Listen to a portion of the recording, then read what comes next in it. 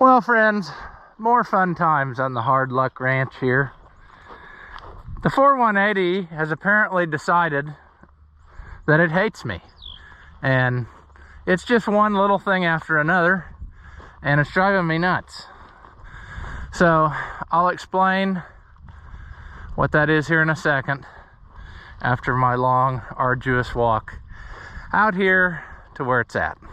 So stay tuned.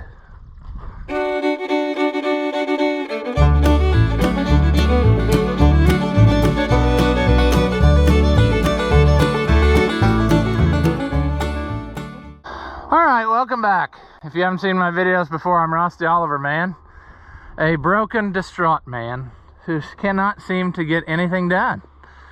In addition to the schedule, which there's been something every day and every night until school is over with tomorrow, I just have not got a lot accomplished. And the 4180 has decided that it just absolutely does not like me anymore. So the other day, I ran it for 3.5 hours, I think, continuously, and it was going along just perfect, without a hitch. Then, I got out for something, and I noticed it was dripping out of the hydraulic pump. And I thought, well, that ain't cool, you know? But it wasn't enough where I felt we were gonna stop and shut her down. Then, to complicate matters here, a little while later, the hydraulic oil temperature light came on, and it was very obvious that it was hot. You could have fried meat on that hydraulic pump. So I parked it and I let it sit. I let it sit for probably an hour, and I took it and made another 2 laps maybe, and the light came on again. So I shut her down, left her sit for the night. And so now it has been sitting a day because I haven't had time to come back to it. And I'm trying to determine what is going on. And I have several suspicions. I do want to run it again now that it is totally cold and see how long it takes before that light comes on again. But there's so many things that it could be that would generate heat in the system. My first thought was, well, maybe when we had all this apart, maybe something didn't get tightened up right and it's sucking air. Air would generate heat. I know you're going to say, oh, it's leaking, that's the problem. Well, I don't think that is the cause of the problem. I think that is a result of the problem. The heat caused that gasket to start to fail. But what I'm wondering is, looking at how much stuff is covered with stuff now, ooh, maybe, well, we'll figure that out in a minute. My order of theories up to this point, although I might have just changed my mind looking at that, first of all was that maybe sucking air, but I don't know about that. It ran so long perfectly, I don't know. Second common problem that I've had on this over the years is the poppets breaking down in the valves, because they are made of some type of magical plastic, but they can't seem to stand the continuous day cycle of what I'm saying is, I can't leave the hydraulics alone. I play with them all the time to make sure I'm getting the most you know, work for my money, I guess you'd say. If the tractor lugs down, I try to bump it up a little, and then I, you know, lower it down when it's pulling easier. So that constant using causes heat, and I have had to replace poppets. So my next suspicion was maybe, and I haven't checked yet, is that maybe a poppet has started to break down and it's letting a little bit of oil seep by it, and that will generate a ton of heat, because that is what generates heat, is oil having to go through small space. So that was my second theory. However, I do have now a third theory about what could possibly be the issue, and I hope it is not that thing, although it could be. And that is that the oil cooler pump has busted the gerotor in there, kind of like our lube pump did last year. Now, contrary to what people think, because I see this mistake made a lot, even people on YouTube, don't understand, it seems like. This pump has nothing to do with transmission lube pressure. Its only job is to circulate oil up through the cooler and what have you. So it's not like that didn't have anything to do with what we were doing last year. The lube pump is inside. On the front half, it's got one just like what's on the row crop tractors. The 4150 has one on both halves just like the row crop tractors inside. It's not as crazy as this one is, bolted to the side, as you recall from those videos. So if it did bust the gerotor, it's not necessarily a big deal to get to repair. You can do it from out here. Just got to take the hydraulic pump and all that jazz off, disassemble this pump. But it by far would be the most expensive, because I think that gerotor is like 500 bucks. So I really want to see, if I heat it up again, how long it takes before it heats up. And that's not really the thing to do, because I know what I have in my mind is what I want to do is see how long I can use it before I have to stop. Because I could potentially get by till the end of the season, and it looks like it's low again. So between that drip on the pump, and then I'm guessing what happened here is overnight this has drifted down, which could be a poppet, but I do see a little bit of oil trail on there. So I don't know. It's just one of those things where, what do? You can't win. Everything you do is wrong. That's sort of like if they wrote a song about my life, that would be the title of it. Everything I do is wrong. Like, for instance, walking all the way out here and forgetting I locked the cab and the keys are in the house. So I guess I'll go get that first, and then we'll come back and we'll make a few laps and do some experimentation. If that does not work, then tomorrow, yeah, man, I just have like a few more laps and I could be done with this, and then we can switch to the 9650 and use the soil finisher.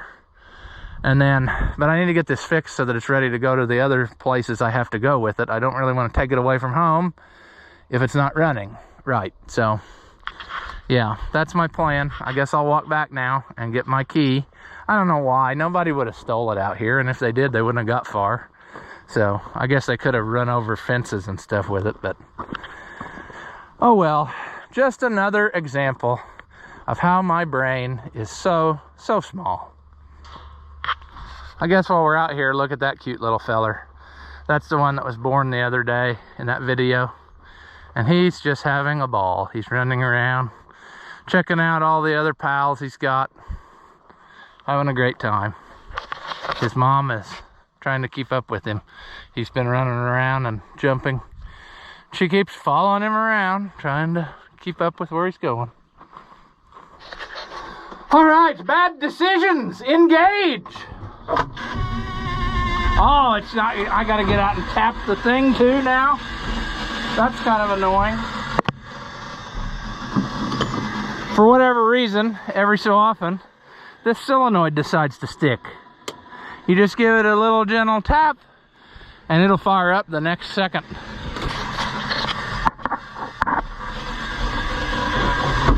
Like this.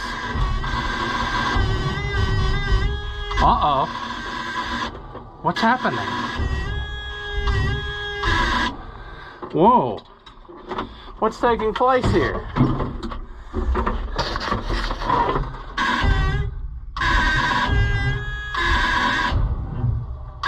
Why is my battery dead?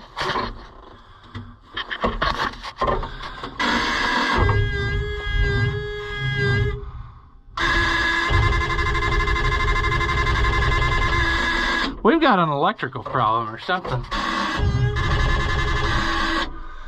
Oh, geez. I cannot catch a break to beat anything. Well, never mind. I guess we won't do this tonight. I mean, why would the battery be dead? It's never done that before. It's looking more and more like the 9650 is going to come out and do most of our work. Because why? Why would this? It usually fires right up. Those are super old batteries though, so why wouldn't they go bad now? You know, right when I need them? Why wouldn't they? It's just, this is just one of those bullshit days. I'm just about to give up. All right, so the issue is that the wire has broken off the back of the alternator and it was not charging. So, sure. Man, it still sounds like it's stuck in air.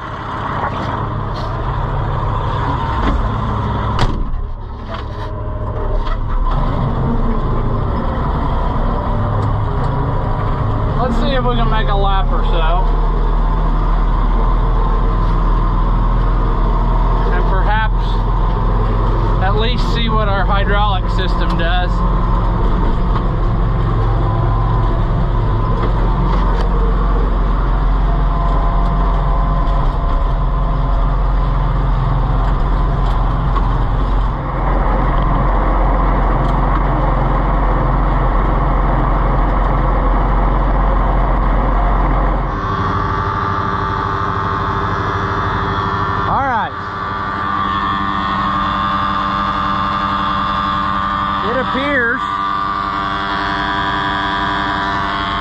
That it's not as bad right now. Still dripping. I'm wondering if that hose from like the unloader there is I'm wondering if it's what's leaking and sucking air. So we can't do anything about it in the dark, but when we get in the daylight tomorrow, just shut her down. When we get in the daylight tomorrow, we will try to sort it out. But I'm just betting, after looking at it, that our biggest issue is that hose right there. It looks like it's wet behind there. And I'm just wondering if that ain't the culprit. I suppose it could be that the pressure line has rubbed through, but it's wet up higher, if you can see that.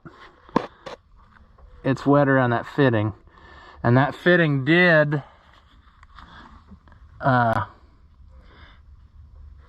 we kind of tweaked that a little bit when we were putting in this new line, because I had to get a new old stock line for that when we had this apart.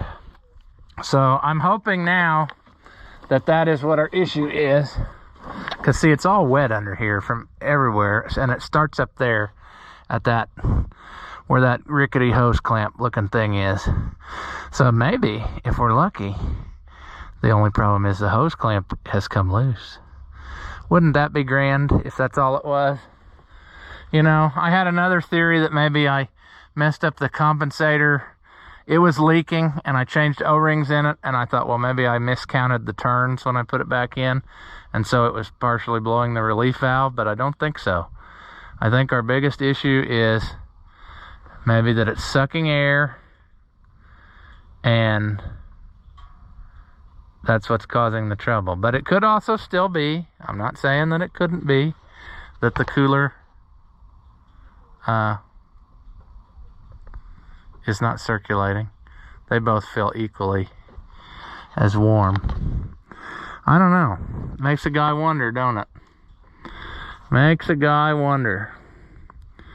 But if I had to guess, I would put money on that hose being the culprit, or a culprit.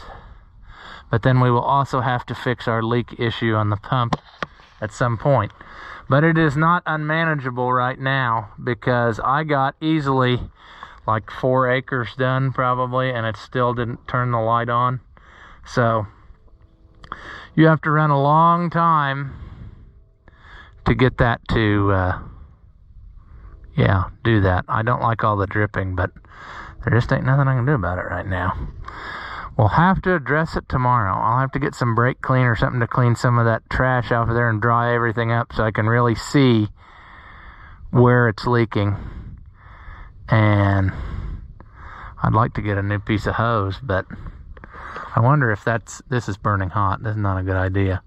That's bound to be, Wouldn't that bound to be braided, or no, I guess it wouldn't necessarily have to be wire hose. It could be, you know, just regular hose, because that's like a suction side. It's low pressure. So, I don't know. Eventually, I'd like to take that apart and do that trick where you put in a 3T there and then take your head pressure off the pump and plumb it in there to cool things down.